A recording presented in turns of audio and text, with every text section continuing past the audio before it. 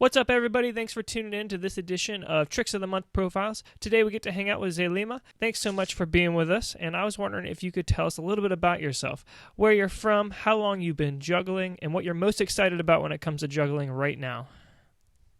Hey Shawn, thank you for the invitation. I'm from Portugal. And what were the other questions? How long you been juggling? Okay, I've been juggling for I guess 8 years and something. Um, and I guess what motivates me to juggle is to learn that next step, that next trick, Mm-hmm. and break the barrier of of of juggling. Okay, so what trick are you working on right now that really pumps you up? It's definitely the 4x behind the neck. It's like this four ball trick where one ball goes behind the neck, the other goes in front, Mm-hmm. and then crossing. And I can't do it. I did 16 rounds, but it's been months and months, and I cannot break that. You got it one time, and you're like, all right, I'm making progress, and then that was like a Yeah. wall. Well, you just gotta keep trying. I can't do it at all. If that makes you feel better. All right. So why'd you start juggling? Okay, so when I was a kid, I was, I think, 15 years old. I played the violin, and these friends of mine invited me to create a band. And I joined this band. We played folk music, and they were constantly juggling two balls in one hand. And then they would pass one of the balls to someone else, and then he would do two balls in one hand, and that's all they could do. And I couldn't do that. I couldn't do anything of that sort. I thought that it was amazing. So I wanted to learn. I knew my stepfather knew how to juggle, so I asked him on that day if he could teach me. And I spent an entire day trying to juggle a three ball cascade. I was not a fast learner. I never was, I think. And yeah, since then I kind of fell in love. Well, then it was not immediate love for ball juggling because after a few months I went into devil stick. I thought, no, no, Mm. this is not my thing. Devil stick is actually my thing. And it got to the point where I thought, okay, I'm not making any progress. Like the next step is to get another devil stick and do two devil sticks. And when I finally tried that, I realized, whoa, that's way, way harder. And I just went back into balls like demotivated. And I realized that balls is the steps are way closer to each other. The progress is way more obvious. Hmm. Like if you master the three balls and learn the three ball Mills mess, you know that once you master the four balls, you can start learning the four ball Mills mess. And with other props, it's not like that. Mm-hmm. Some other props like Devil Stick, not so obvious. Okay. So you started doing devil sticks, and you got back into juggling. And how long ago was that you got back into juggling? Um, I think it was 1 year after learning. Like at Okay. 16, Mm-hmm. I was at the beach and I randomly realized that I maybe if I try enough times, I'll be able to flash five balls. Mm-hmm. And it happened, and I freaked out. I was like, "Oh my God, I flashed five balls!" And I didn't stop since then, I mm-hmm. guess. Mm-hmm. And what was your kind of main inspiration to keep going along the way? Definitely YouTube, I guess, because for many years, I didn't know any juggler at all in Portugal. Well, I knew these friends of mine from the band, but they weren't exactly jugglers. They were musicians. So it was definitely YouTube. I guess people in the beginning, Thomas Dietz, those were the first inspirations. It was my WJF period of my life. Mm-hmm. All I wanted was to do the five ball tricks that people did with seven, like on Mm-hmm. Thomas Dietz's videos. I would convert them to two less balls, mm-hmm. and then eventually I stopped caring so much about numbers juggling, and I started watching. I think one of the first guys I watched with body throws was Yuri Yamamura, Mm-hmm. and that really opened my mind for body throws. And Tom Wall was starting to do a lot of behind the neck stuff. Then came all these jugglers from England, along Mm-hmm. with Avert from Norway. Mm-hmm. So from England, Dave Leahy, Chris Noonan, those guys were. really, really good inspiration. Hmm. So I guess you're beyond thankful that these people took the time to post on YouTube. Yes, I'm really thankful they did it, and I hope I can somehow pay back to the community by making videos too. Well, your tricks of the month video is awesome. I know a lot of people are going to appreciate it, and uh, they're probably going to look at it and be like, how can I do that 4 ball with 3 balls? Just like you did with the 7 and 5. Okay, so how has juggling? How would you say it's affected your life in general? I guess it taught me how to never give up, to push forward. I guess uh, I think an attitude with life, so that I know that I can do pretty much anything that I want. It's all a matter of time, even if I'm a slower learner, Hmm. and I know that my limitations aren't really that much. It's more about a time limitation or motivation, Hmm. and it also taught me how to manage my motivation. So let's say I would want to. I thought, okay, so today I gotta juggle 6 balls.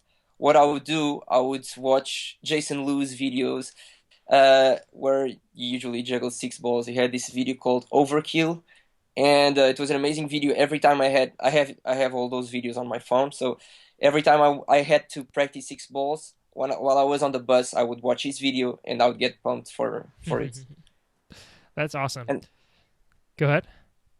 I still use that motivation process for other things in my life. If I need to study or something, watching videos, or if I need to do something else Hmm.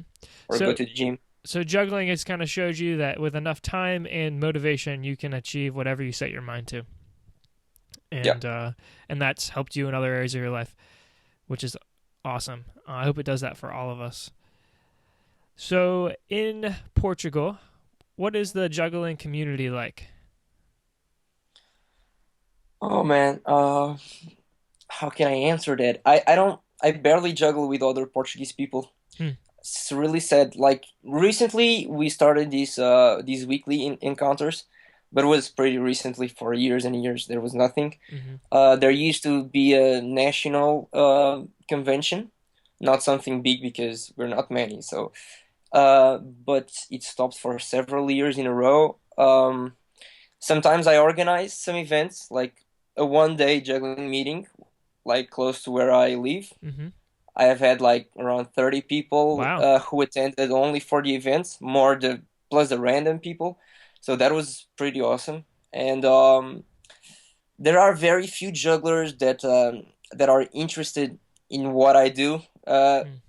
because there's this circus school kind of close to where I live, and everyone is all about performance or all about juggling clubs, Mm. and I don't care for clubs and Right. I don't care for performance, but we still practice and have fun. But besides those guys, I think there are two main jugglers who I juggle with, and they do similar stuff, side swaps and body throws. Hmm. So would you say that the juggling community in Portugal is growing at all, or is it kind of behind closed doors most of the time?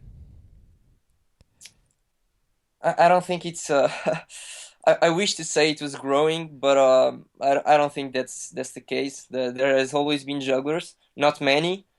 But I hope eventually something in the future will make it boom and have as many jugglers as I don't know, other Hmm. countries have. Hmm. Well, with enough. Like England is an example, I guess. England has a huge amount of Hmm. ball jugglers, for instance. Hmm.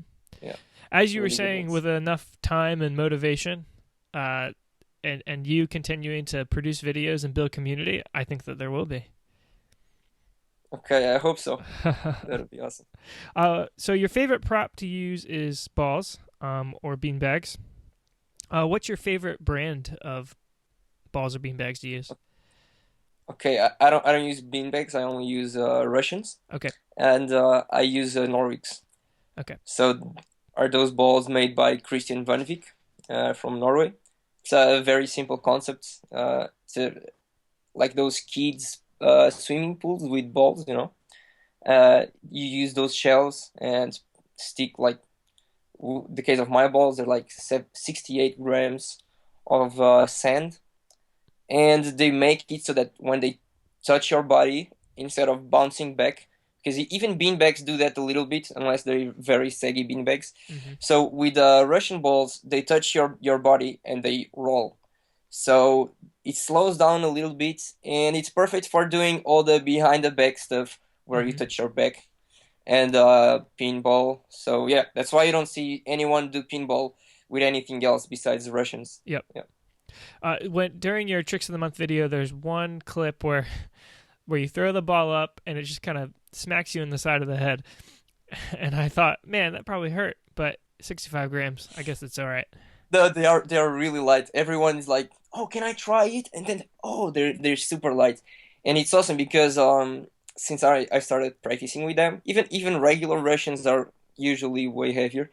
But since I started with Norix, I can do 6 balls all day, and I'll never get tired from my arms. It's Mm-hmm. awesome. That's awesome. All right. So, last question. When you were making your Tricks of the Month video, what did you want to communicate to the audience? What did you want them to walk away with? I don't know. I don't think I'm very good at communicating. So even like my facial expression, people often tell me that I don't know, maybe I should smile or something. But sometimes I spend so long trying to get a trick, and it's been, oh my God, it's been 1 hour and I couldn't get this trick, and I can't have my face to be happy because I'm frustrated. And sometimes it's I even laugh at it because when I finally get it, I'm even more frustrated because oh damn, I should have gotten this way before. And in the end, I'm happy because when I watch the video, I'm like, oh okay, I like how this looks. Mm-hmm. So what I wanted to communicate, I don't know. I don't know. I just hope people will get more into body throws and specifically into BBB because you know BBB, the blind behind the back trick. Mm-hmm. Uh, I don't know. I think it's very underdeveloped. Mm. People are not realizing the true potential of it.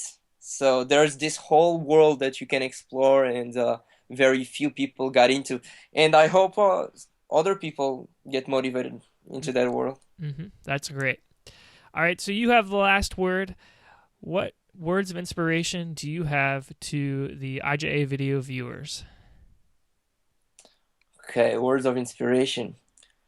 Keep going at it. If you want to learn something and you don't know how, like I was learning free ball BBB, and I was kind of, how do you do that? Like the balls hit my back and then they fall. What I did, I just added everyone on Facebook that I knew from YouTube, like my favorite jugglers, and I asked them. And nowadays, those guys that I asked a lot of stuff, like Chris Noonan, Dave Leahy, Harvard, I'm friend with all of them. Mm. I've met them at conventions. So the juggling community is very open-minded. Mm-hmm. I don't think anyone will refuse your friend request, and I think people usually just will help you. So if you have any sort of doubt, that can not only help you to figure out what's your problem with that trick or whatever, but also give you the motivation to keep on working at it. So yeah, I think that's a nice thing to do. All right, great. Well, thanks again so much for being with us. And for everybody else, I'm Shawn from Everyday Juggler. Don't forget, you can check out more interviews just like this and highlight reels at my channel. So until next time, keep on juggling.